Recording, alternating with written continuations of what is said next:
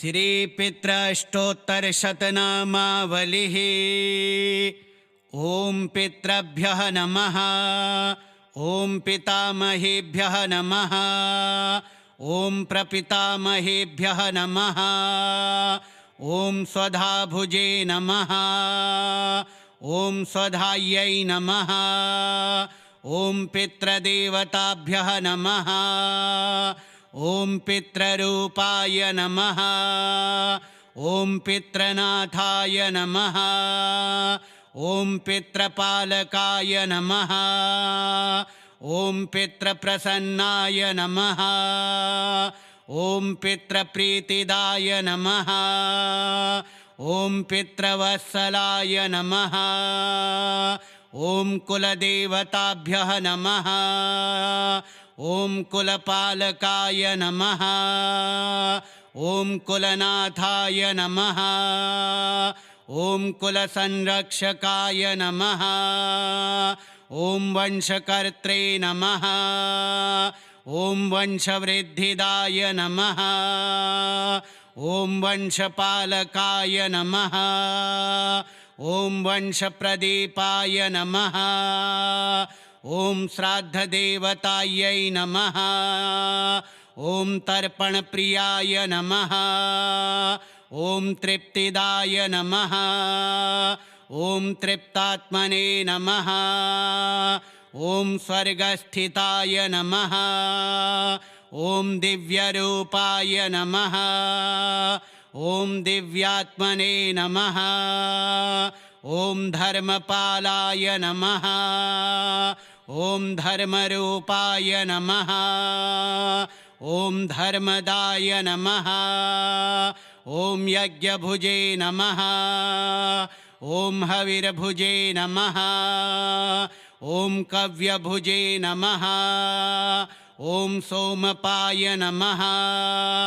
ॐ अग्निश्वात्ताय नमः। ॐ बर्हिषदाय नमः। ॐ आज्यपाय नमः।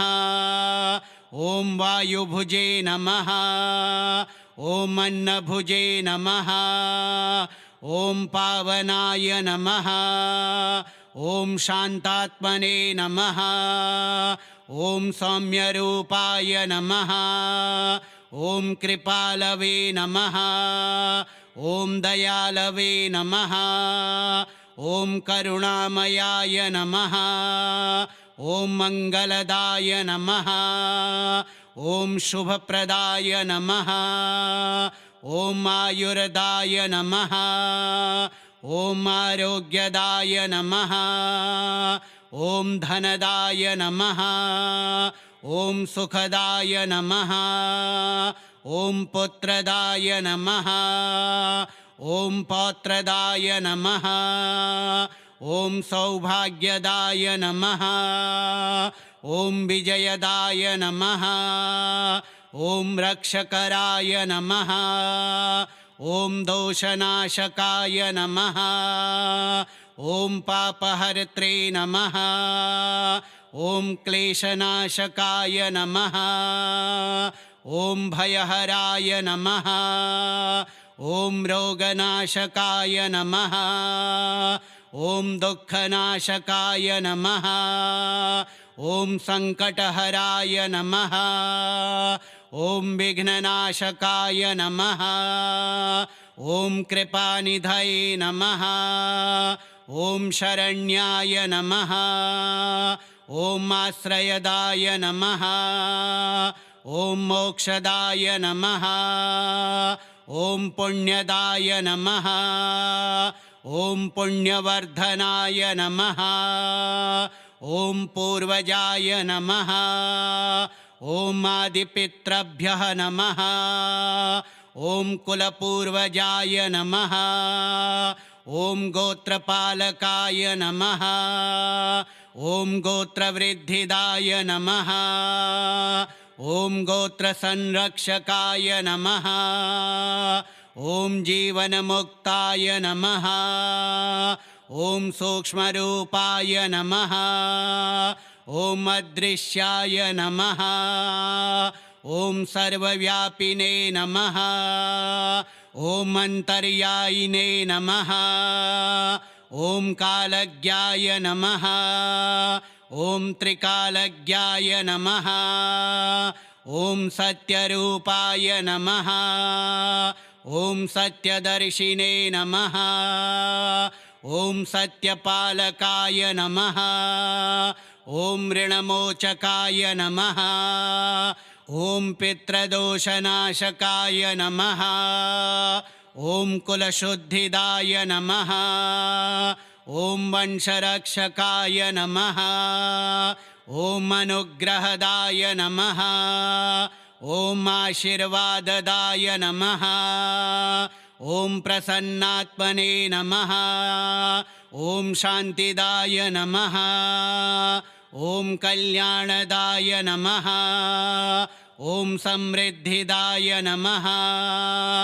ॐ उन्नतिदाय नमः ॐ सिद्धिदाय नमः ॐ भक्तवत्सलाय नमः ॐ कृपासिन्धवे नमः ॐ तृप्तिदायकाय नमः ॐ श्रेयसदाय नमः ॐ कल्याणप्रदाय नमः ॐ परमगतिदाय नमः ॐ मुक्तिदाय नमः ॐ दिव्यदर्शिने नमः ॐ दयासागराय नमः ॐ सर्वपितृदेवताभ्यः नमः ॐ पितृभ्यः नमः ॐ पितामहेभ्यः नमः ॐ प्रपितामहेभ्यः नमः ॐ स्वधाभुजे नमः ॐ स्वधायै नमः ॐ पितृदेवताभ्यः नमः ॐ पितृरूपाय नमः ॐ पितृनाथाय नमः ॐ पितृपालकाय नमः ॐ पितृप्रसन्नाय नमः ॐ पितृप्रीतिदाय नमः ॐ पितृवत्सलाय नमः ॐ कुलदेवताभ्यः नमः ॐ कुलपालकाय नमः ॐ कुलनाथाय नमः ॐ कुलसंरक्षकाय नमः ॐ वंशकर्त्रे नमः ॐ वंशवृद्धिदाय नमः ॐ वंशपालकाय नमः ॐ वंशप्रदीपाय नमः ॐ श्राद्धदेवतायै नमः ॐ तर्पणप्रियाय नमः ॐ तृप्तिदाय नमः ॐ तृप्तात्मने नमः ॐ स्वर्गस्थिताय नमः ॐ दिव्यरूपाय नमः ॐ दिव्यात्मने नमः ॐ धर्मपालाय नमः ॐ धर्मरूपाय नमः ॐ धर्मदाय नमः ॐ यज्ञभुजे नमः ॐ हविर्भुजे नमः ॐ कव्यभुजे नमः ॐ सोमपाय नमः ॐ अग्निश्वात्ताय नमः ॐ बर्हिषदाय नमः ॐ आज्यपाय नमः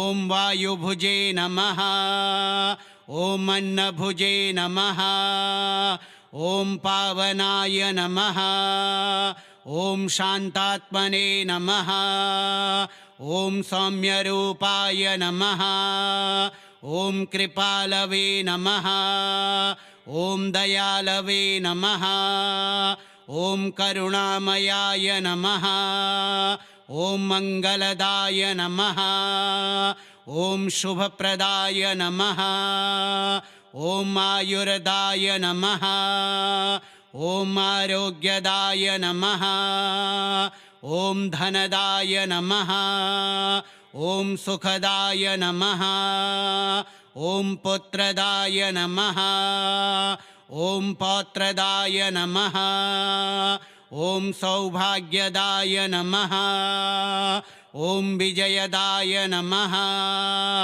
ॐ रक्षकराय नमः ॐ दोषनाशकाय नमः ॐ पापहर्त्रे नमः ॐ क्लेशनाशकाय नमः ॐ भयहराय नमः ॐ रोगनाशकाय नमः ॐ दुःखनाशकाय नमः ॐ सङ्कटहराय नमः ॐ विघ्ननाशकाय नमः ॐ कृपानिधये नमः ॐ शरण्याय नमः ॐ आश्रयदाय नमः ॐ मोक्षदाय नमः ॐ पुण्यदाय नमः ॐ पुण्यवर्धनाय नमः ॐ पूर्वजाय नमः ॐ आदिपितृभ्यः नमः ॐ कुलपूर्वजाय नमः ॐ गोत्रपालकाय नमः ॐ गोत्रवृद्धिदाय नमः ॐ गोत्रसंरक्षकाय नमः ॐ जीवनमुक्ताय नमः ॐ सूक्ष्मरूपाय नमः ॐ अदृश्याय नमः ॐ सर्वव्यापिने नमः ॐ अन्तर्यायिने नमः ॐ कालज्ञाय नमः ॐ त्रिकालज्ञाय नमः ॐ सत्यरूपाय नमः ॐ सत्यदर्शिने नमः ॐ सत्यपालकाय नमः ॐ ऋणमोचकाय नमः ॐ पितृदोषनाशकाय नमः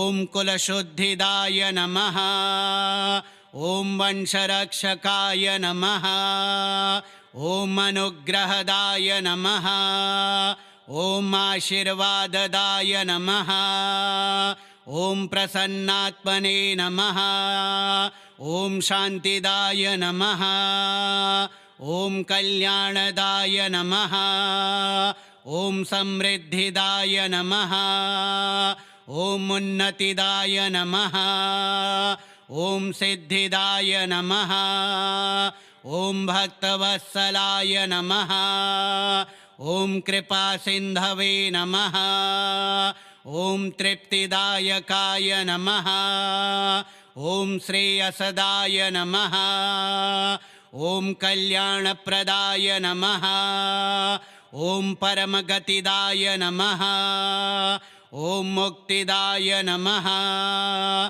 ॐ दिव्यदर्शिने नमः ॐ दयासागराय नमः ॐ सर्वपितृदेवताभ्यः नमः ॐ पितृभ्यः नमः ॐ पितामहेभ्यः नमः ॐ प्रपितामहेभ्यः नमः ॐ स्वधाभुजे नमः ॐ स्वधायै नमः ॐ पितृदेवताभ्यः नमः ॐ पितृरूपाय नमः ॐ पितृनाथाय नमः ॐ पितृपालकाय नमः ॐ पितृप्रसन्नाय नमः ॐ पितृप्रीतिदाय नमः ॐ पितृवत्सलाय नमः ॐ कुलदेवताभ्यः नमः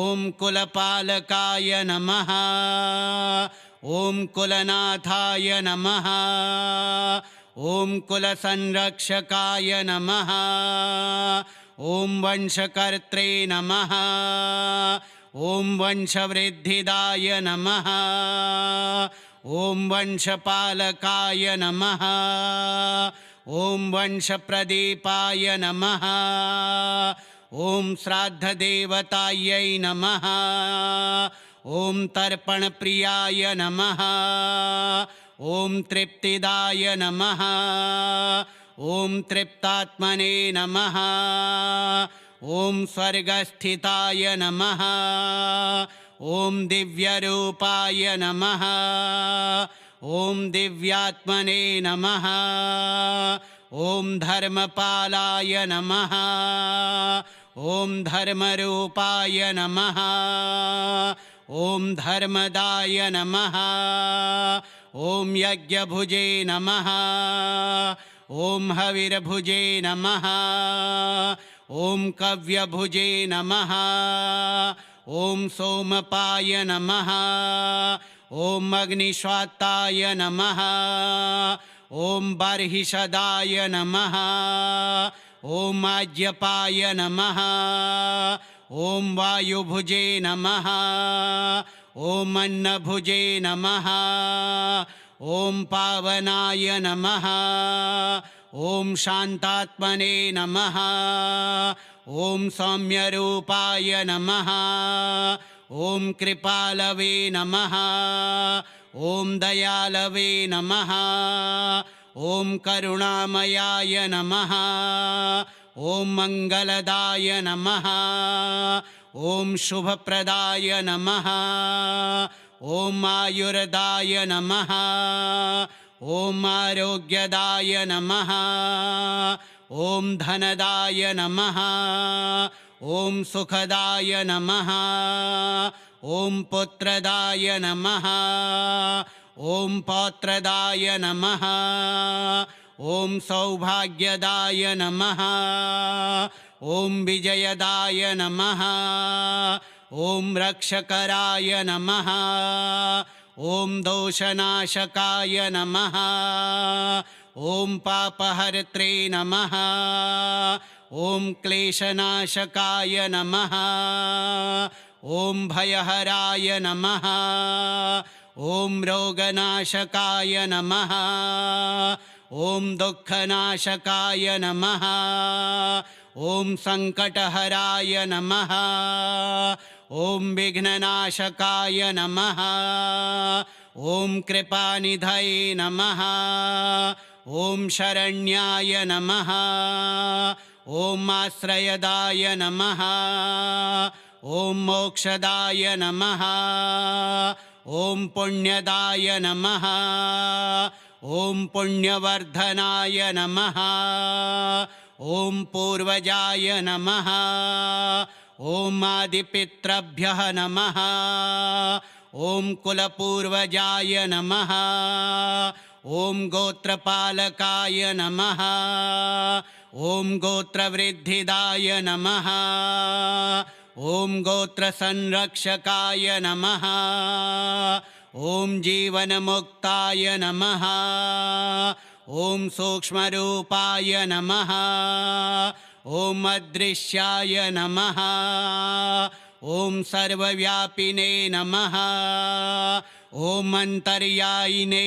नमः ॐ कालज्ञाय नमः ॐ त्रिकालज्ञाय नमः ॐ सत्यरूपाय नमः ॐ सत्यदर्शिने नमः ॐ सत्यपालकाय नमः ॐ ऋणमोचकाय नमः ॐ पितृदोषनाशकाय नमः ॐ कुलशुद्धिदाय नमः ॐ वंशरक्षकाय नमः ॐ अनुग्रहदाय नमः ॐ आशीर्वाददाय नमः ॐ प्रसन्नात्मने नमः ॐ शान्तिदाय नमः ॐ कल्याणदाय नमः ॐ समृद्धिदाय नमः ॐ उन्नतिदाय नमः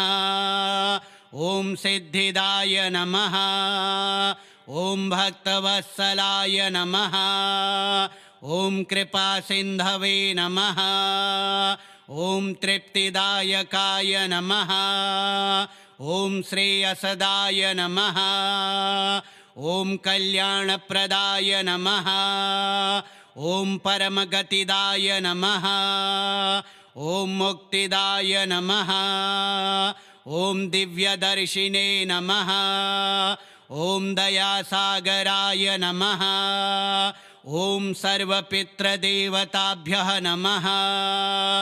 श्रीपितृष्टोत्तरशतनामावलिः श्रीपितृदेवार्पणमस्तु।